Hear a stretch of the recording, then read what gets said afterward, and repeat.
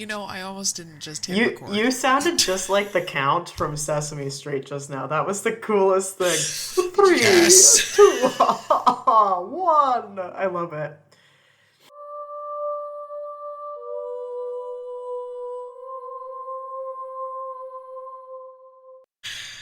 Just trying to channel that inner spooky season It shit. is it is early morning for you.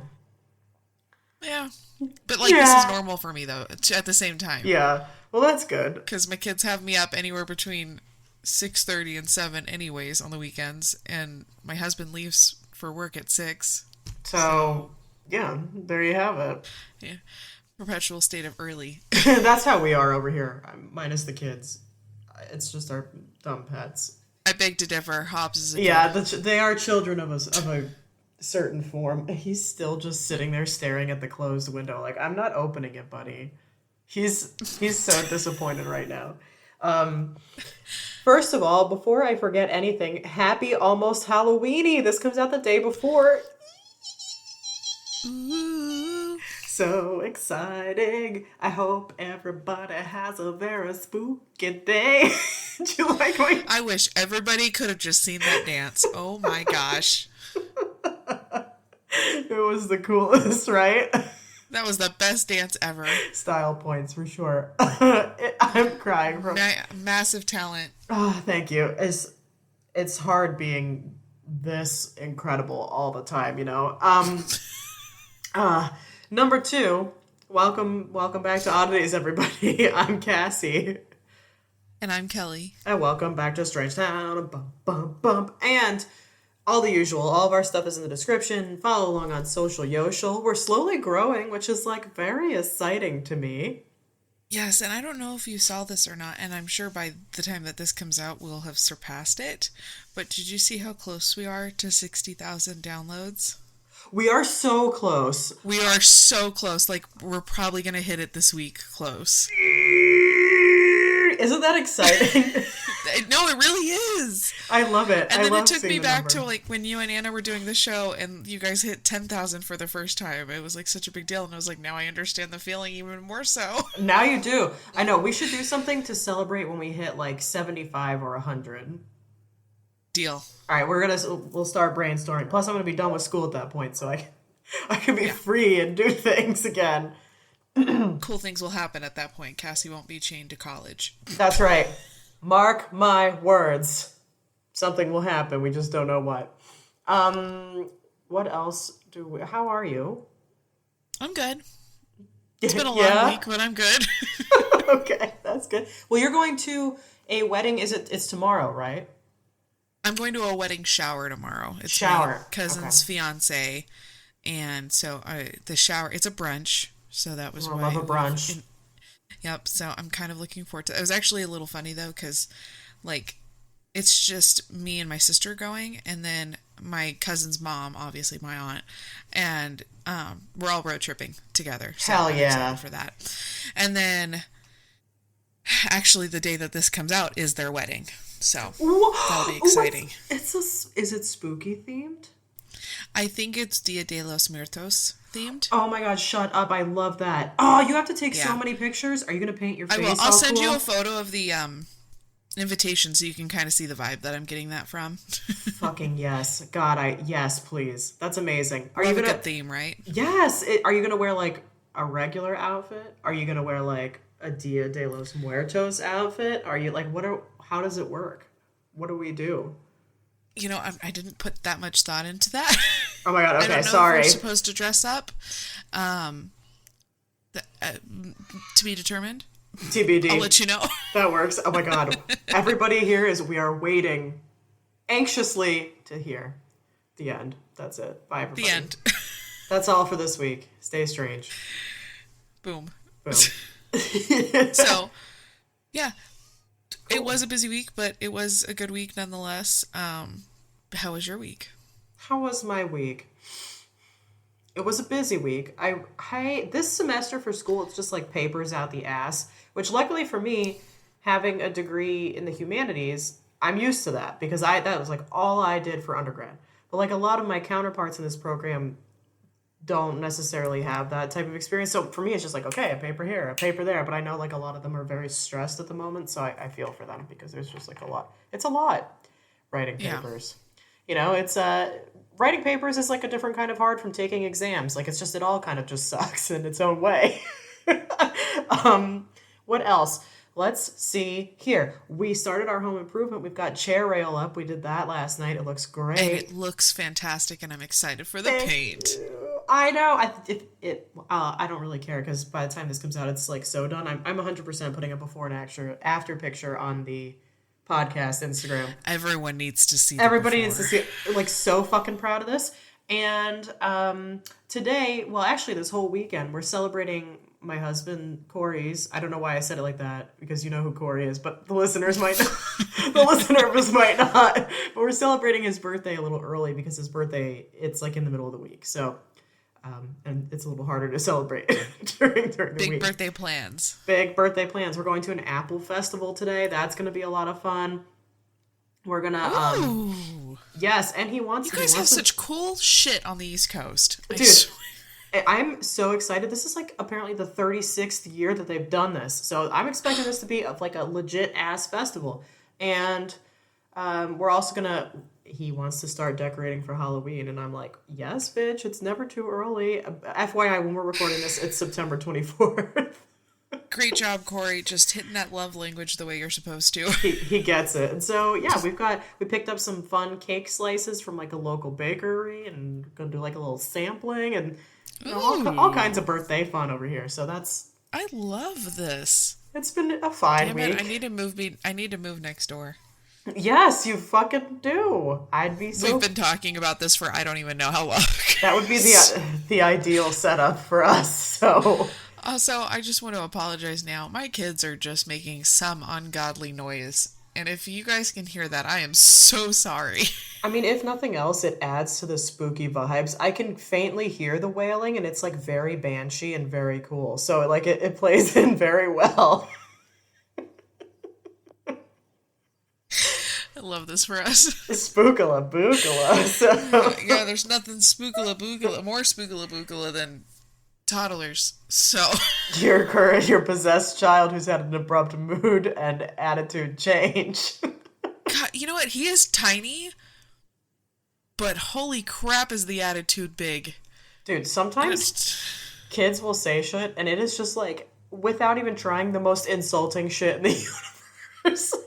No, it totally is. Like this week we stayed with my parents a few nights and gosh, the tiny one was being just nasty to Papa, and my dad was just like, "You two could play that game."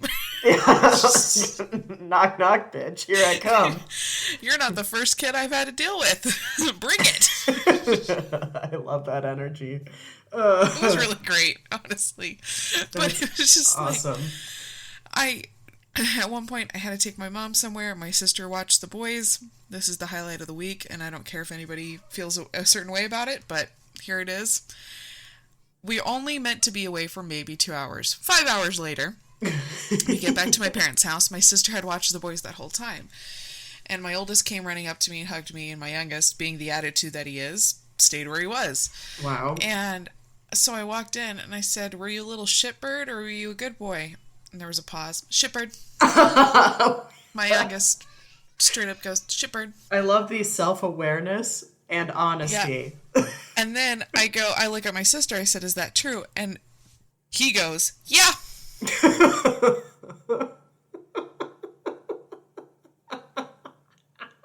And I was like, well. God bless. At least he's being not honest. lying. Yeah. Yeah, right? Can't. Gotta take the silver lining where we can, so. I'm like, thanks for the honesty. At least we have that going for you. All right. Fantastic. So. Oh my god. That's so funny. I thought you would get a kick out of that one. I was saving that. I didn't even tell you when it happened. No, you didn't. I love it. I so appreciate that. All right. So once again, here we are nearly 10 minutes in. Should we get the show? Yes, let's get the show on the road. I've got a spookala bookala topic since it's the day before Halloween. What do you guys? I have a legend because I switched my topic last minute at 10 p.m. last night. Oh my god. Oh, a dodge, and mixing it up. I love that. Cool. Well, do you My want? thing. Sorry, go ahead. Oh, I was gonna say, do you want to go first or shall I? I've gone first the last 2 weeks in a row. I feel You're not awful if I wrong. go first All again. right, Jesus, take the wheel. I'm going first. All right. I am covering Screaming Skulls, which, by the way, is my entire vibe. That's like when when I die, that's what I want to become, just a screaming skull. Um, this is from my now cousin again, Caitlin. Thank you, Caitlin. She is hilarious because she, first of all, I've mentioned that she's a huge fan of us, so we love that. Thank you. But also, she one day sent me a list of literally like 20 topics, and she's like, "For if you have the chance to cover them or whatever," she said, and it Just was casual. they're all like really great, and I love that. So anyway, a screaming skull is obviously a paranormal object. It's a human skull which, according to legend, will speak, scream, or otherwise haunt its environment that it's in. The legends of screaming skulls are most commonly found in England and other English speaking regions, but like England is the crux of it. So there are several like very famous ones. One of them is the Bettiscombe Screaming Skull. It's from Dorset, England, and it is attested to it at least as early as 1897 in the book The Haunted Homes and Family Traditions of Great Britain. By the way, I want that book. So I'm Duly just noted. saying that book details an alleged visit to Bettiscombe in 1883 by curiosity seekers to investigate a skull, which, according to legend, was of an African slave once owned by the owner of the house, and the slave had supposedly died, determined to be buried in his homeland, and any attempt to bury his skull elsewhere would cause the skull to scream aloud. Which, like, I mean, Same. yeah, like I get that. So, screaming skulls, in essence, are ghosts that are in or like attached to human skulls that haunt a location, most commonly, like I said, places in England. But most often, these spirits seem to be attached to their homes and will exhibit like poltergeist or ghostly behavior when they're removed from the home. So, according to Mental Floss, so this is like, you know, the highest level of research here. Not. Oh, yeah. Yeah. The origins of the legends are a little bit ambiguous. So, Britain's screaming skull legends are fascinating for both their persistence, because they've been passed down orally for like many generations at this point, but also the general mystery surrounding their origins.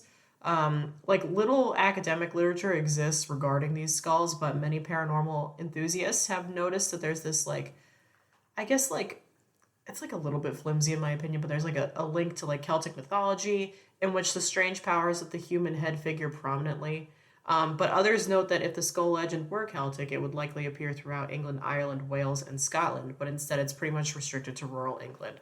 Um, so I've got a whole bunch of like famous ones and the little legends around them, and then we have some possible explanations, like in addition to those, for origins and stuff like that. So here we go. This is the Bettiscombe skull. So this is like one of the numero uno famous skulls. In the 17th century, Azaria Pinney brought a black slave to his home, Bettiscombe Manor, after traveling for the English Civil War. The slave died under mysterious circumstances. I personally don't think it's probably mysterious at all. It was probably absolutely fucking horrific conditions or treatment or something along those lines because, Yeah. you know. But anyway, he requested that his body be returned to his homeland in the West Indies. His request was ignored, rude, and he was buried in a local graveyard. And then screams were heard coming from his grave, and repeated attempts to dig up and bury his body elsewhere were followed by the same screams. So, I know. In 1963, the skull was tested by a Professor Gilbert Causey of the Royal College of Surgeons and Physicians, and the professor concluded that the skull belonged instead to a prehistoric woman in her 20s. So, plot twist, and the skull still remains at the manor today. And, you know, just in case the professor's wrong and they try to remove the skull and it starts shrieking. Oh my gosh.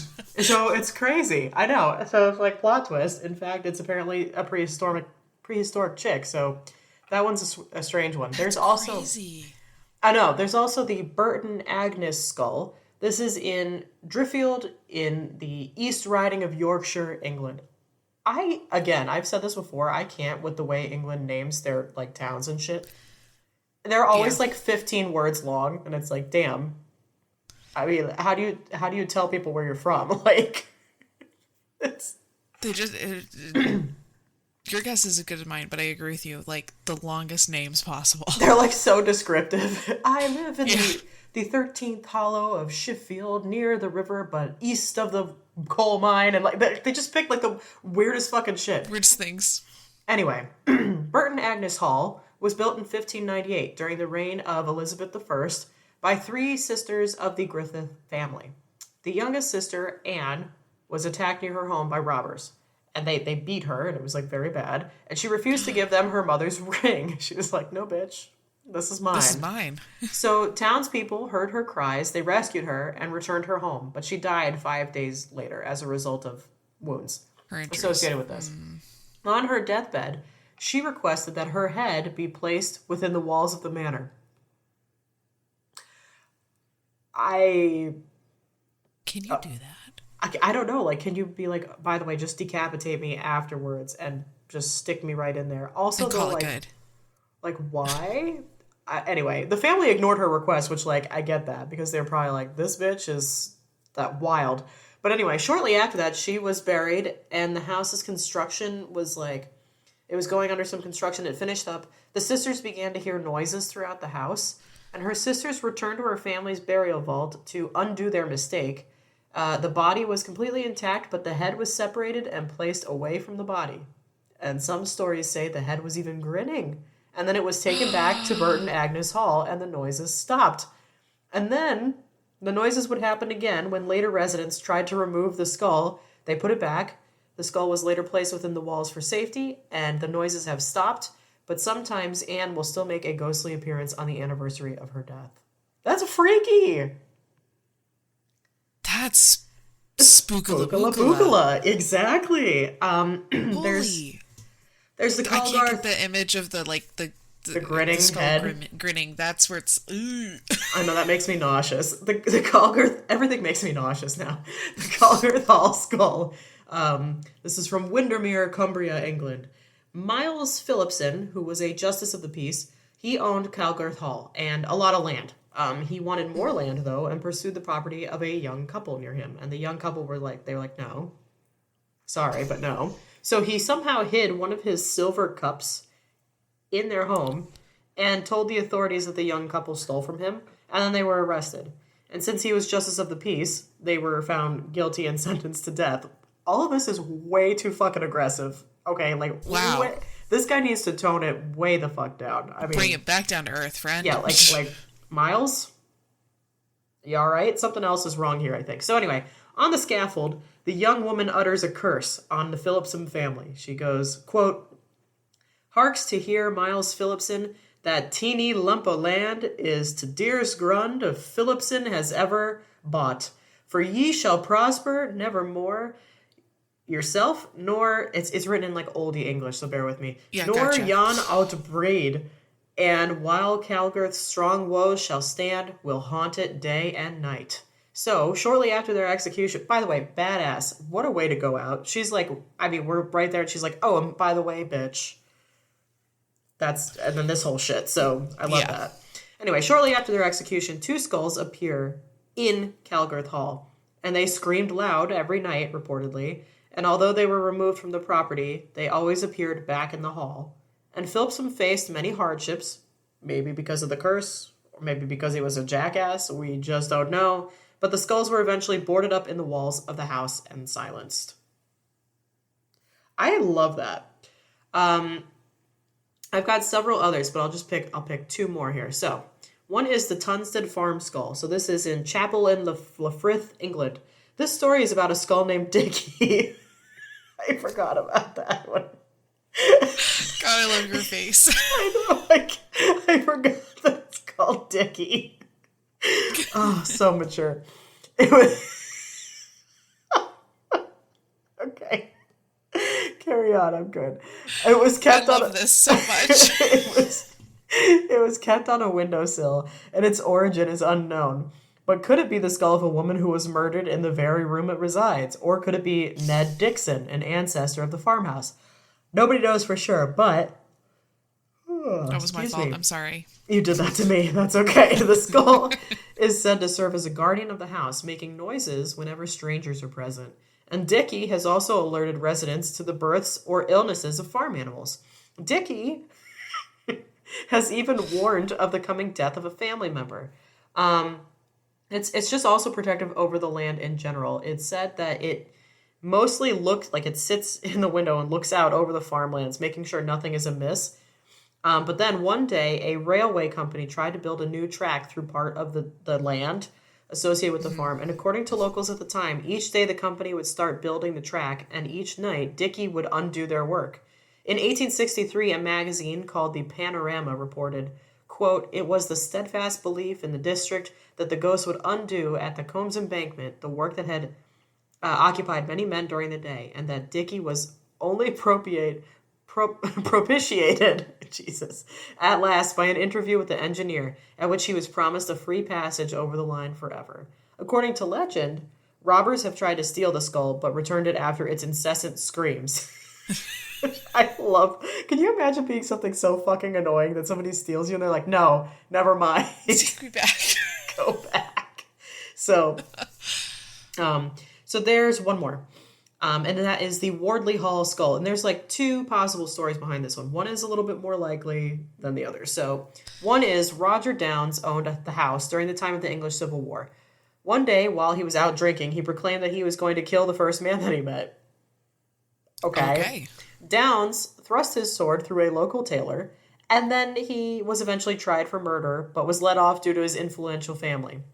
That's still a problem today, isn't it? So shortly after, he was drunk again and attacked a watchman with his sword on the London Bridge. The man fought back and successfully cut off Downes' head, and then his head was returned to Wardley Hall, and historical records mostly disprove this story.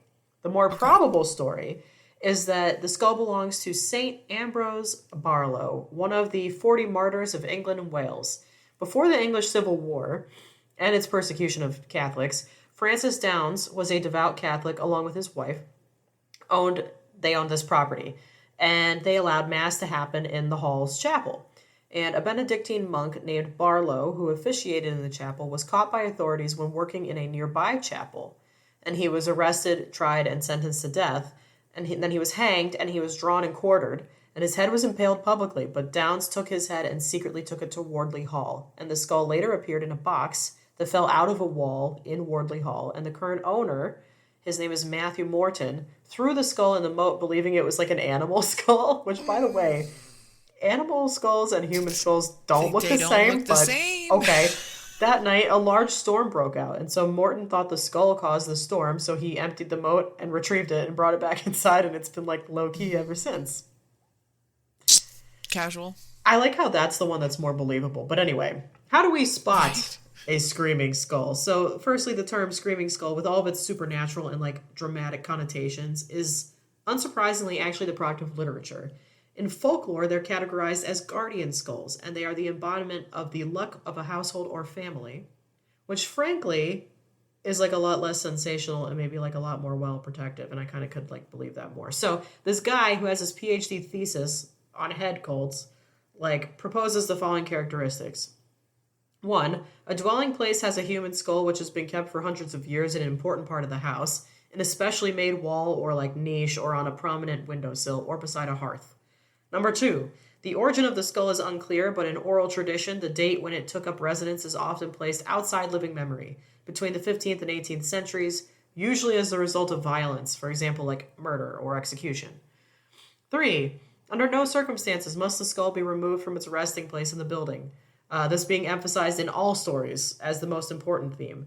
And then finally, if the skull is disturbed, then outbreaks of paranormal or poltergeist-like phenomena will plague the residents of the house, and the skull is then replaced in its favorite place. So that's Screaming Skulls. And the origin of it, it's like pretty much lost to like time. And there's like conflicting stories associated with them over oral tradition and all of that. But most of them come from between the 15th and 17th centuries. And as far as written accounts go, it would seem that the first Screaming Skull was recorded by the antiquarians in the 17th century.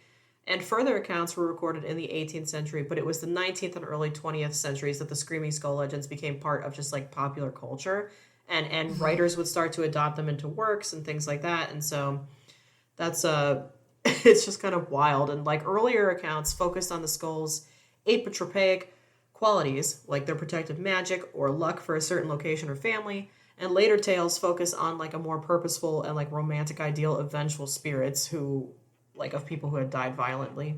And it's just like, so it's like a little bit of this, a little bit of that. As an alternative, it could be like more metaphysical than supernatural. Like many of the skulls are said to date from the 16th century, which is like the late, I guess, Elizabethan and Jacobean world. There was like this flowering of metaphysical contemplation of mortality and like vanities of life in both art and literature. And so like maybe these skulls are representative of like this, like the memento mori and like all that crap. So that's the Screaming Skulls. It's a wild ride. Do I believe in them? That's, I don't know, maybe.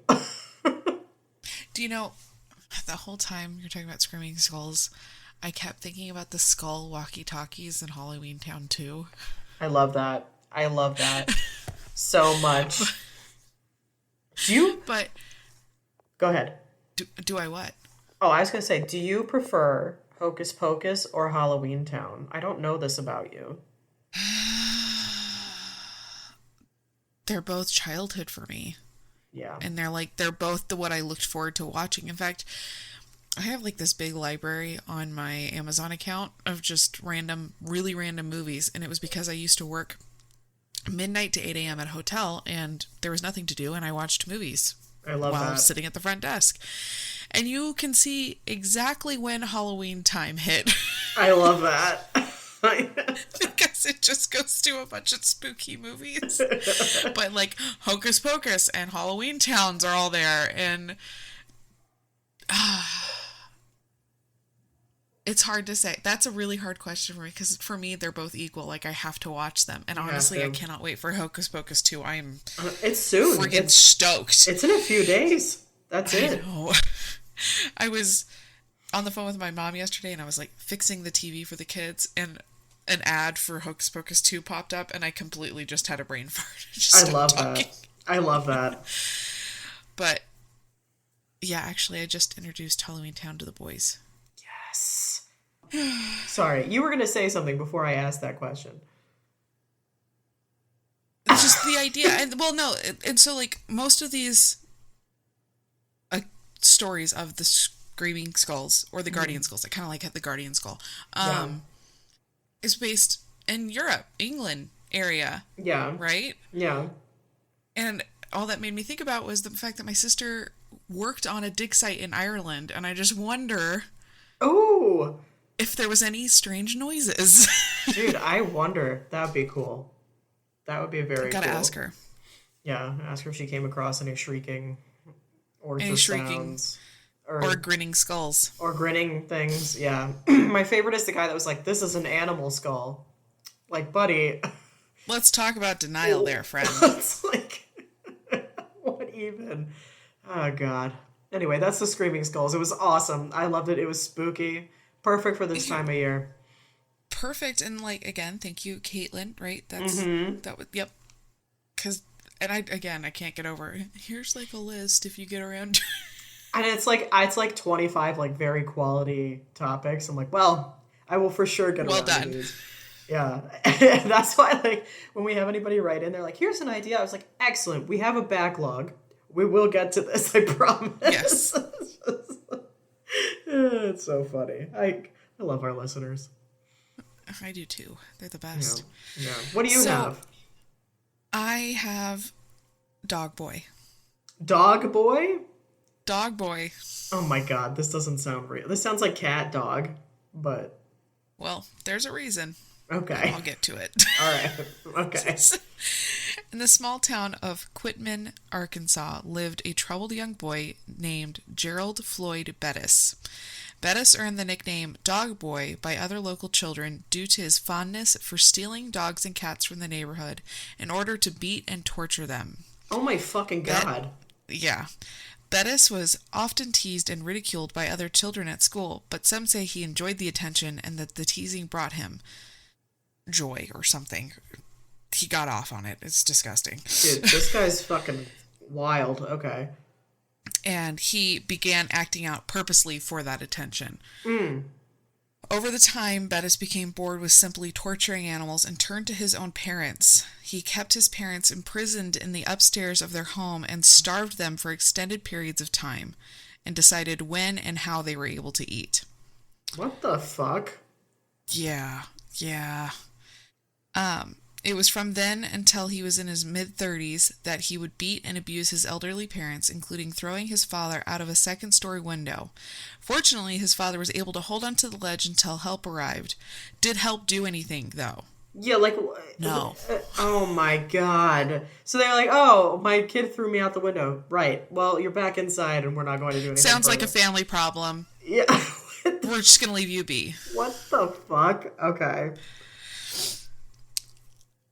Unfortunately, his father ended up dying in the early 1980s after this incident. Officially, his death was due to illness, but locals believe that it was Gerald that killed him. Probably. This kid's psychotic. Right? It wasn't until a nurse reported the abuse she witnessed Gerald inflicting on his then 70-year-old mother to Adult Protective Services that she was able to escape the deplorable conditions she was living in. After Gerald's mother was removed from the home, he decided to start his own marijuana business. Oh my...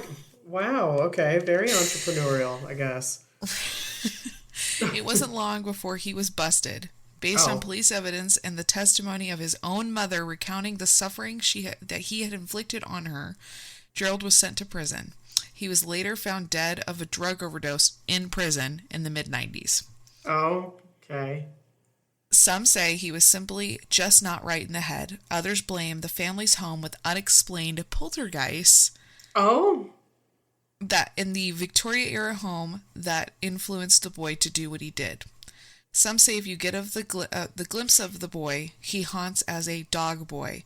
And people believe that he haunts as a dog boy because, like, he did terrible, awful things, right? Yeah. So he's stuck here.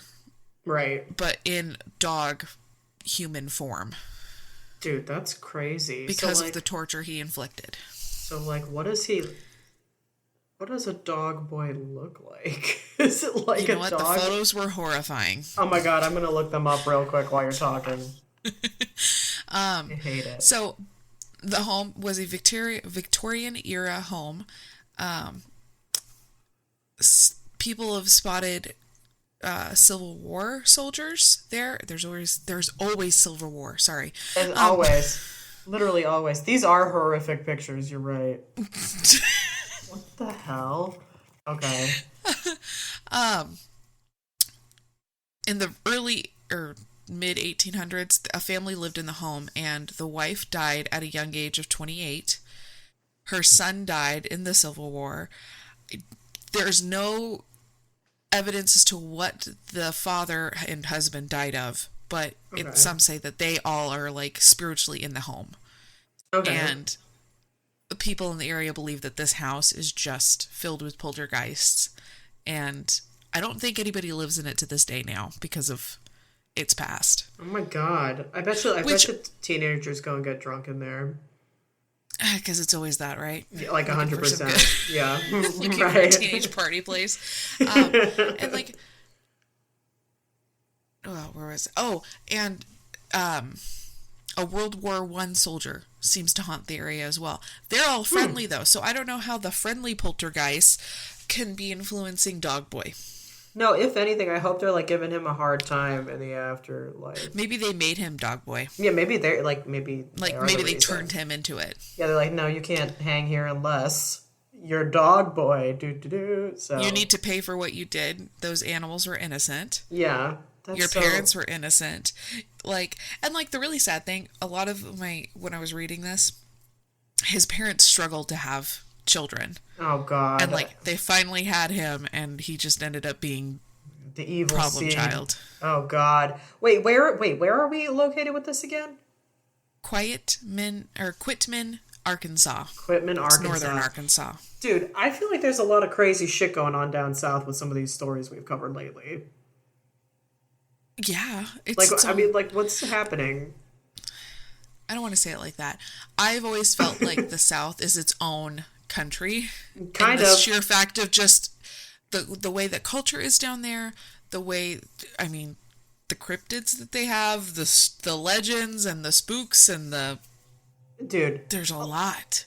Yeah, there is a distinct flavor difference between if you were to go to, like, somewhere in the deep South versus, like, I don't know, New Hampshire, like somewhere like way up north, or like, I don't know, North Dakota. I don't know. Everywhere is so different, but yeah, I feel like sometimes it's its own place entirely. Yeah, and like the thing that's wild to me is like, this was what? He was born in 1954, so, you know, through the 50s, 60s, 70s, 80s, right? Yeah. Pretty like normal time in my opinion. There was accounts of neighbors hearing animals screaming because of this boy. There was accounts of neighbors and friends and family knowing that he was abusing the parents. Nobody wanted to step in.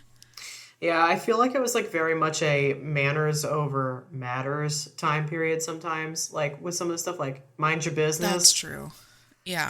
But I'm with you. Like it gets to the point where it's like, well, hello, are we not going to do something about this fucking crazy shit going on? He threw his father out of a window, and it's like, okay, we got you down. See you later.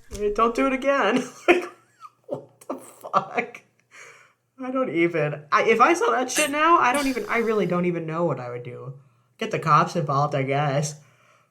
But Oh, like, excuse me. I just don't know why like you heard the torturing and not just step ignored in? it. Yeah.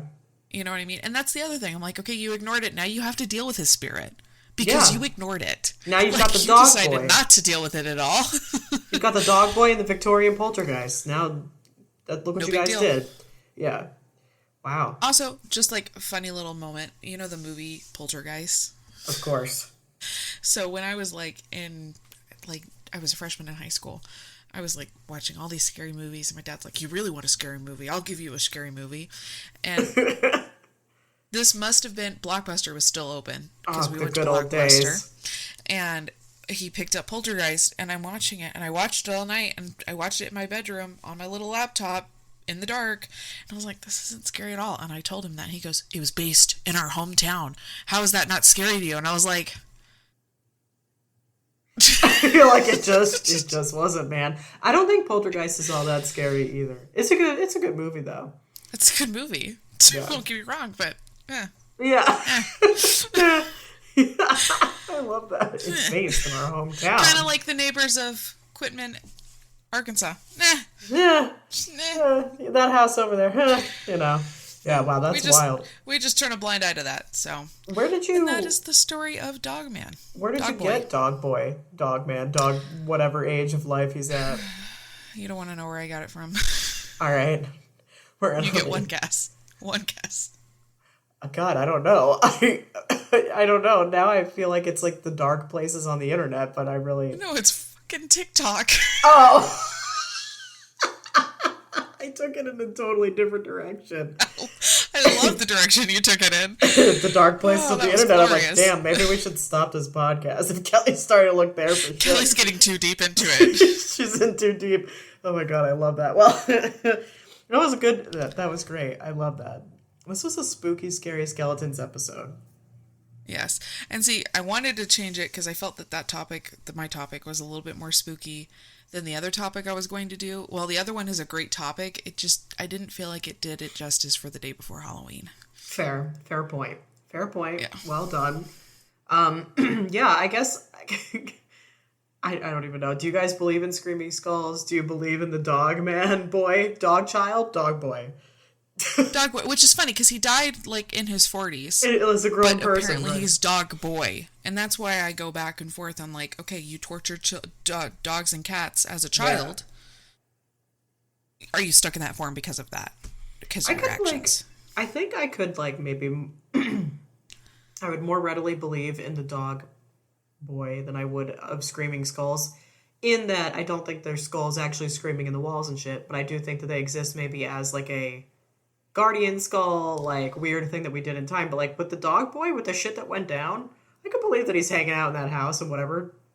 Stuck there. Being tortured by the other poltergeist. I could dig that, actually. I hope so. Yeah. Fuck that guy. Yeah. Wow. All right. Well, Happy almost Halloween, everybody. It's so exciting to be saying that. It's in like a month It's for so us to exciting, record right? this. And yeah, stay safe on Halloween, have fun, but always be careful. And until next time. Stay strange.